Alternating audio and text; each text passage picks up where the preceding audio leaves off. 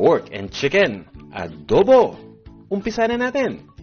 Magpapainit lang tayo ng mantika sa isang cooking pot. At ang una natin kailangan gawin ay pan-fry muna itong manok. Ididiretso na natin iprito yung manok dito sa mainit na mantika ng 3 minuto sa bawat side. At hindi na natin ito kailangan i-marinate. Itong version ng adobo na niluluto natin ay pangmadalian. Makalipas ang 3 minuto, babalik rin lang natin. At ganoon din yung gagawin natin sa kabilang side. Ipiprito lang natin.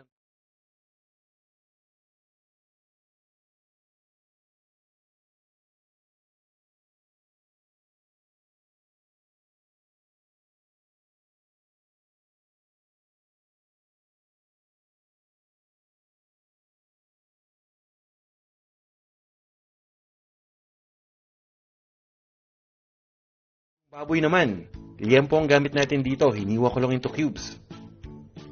Igigisa natin itong liempo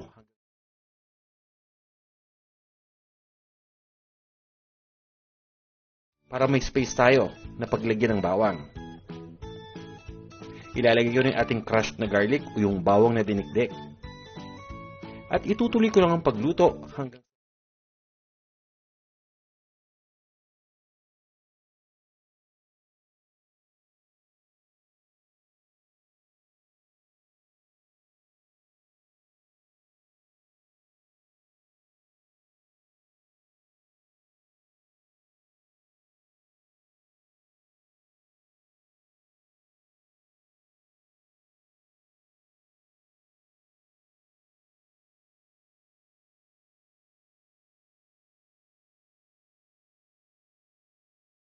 itong pork.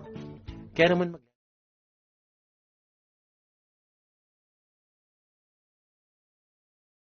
para mas maging malasa,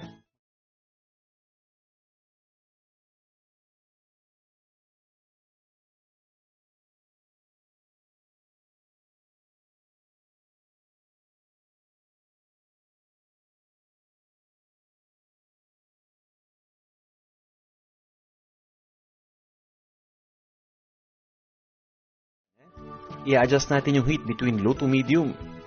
At itutuloy natin ang pagpapakulo ng 40 minutes. Kung sa tingin ninyo na medyo na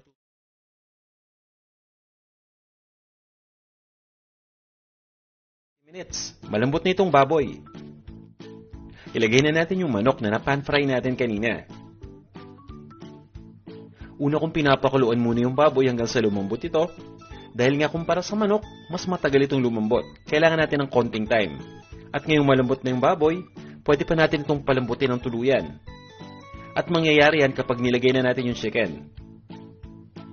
Kailangan pa kasi nating pakuluan ulit itong manok hanggang sa tuluyan itong maluto.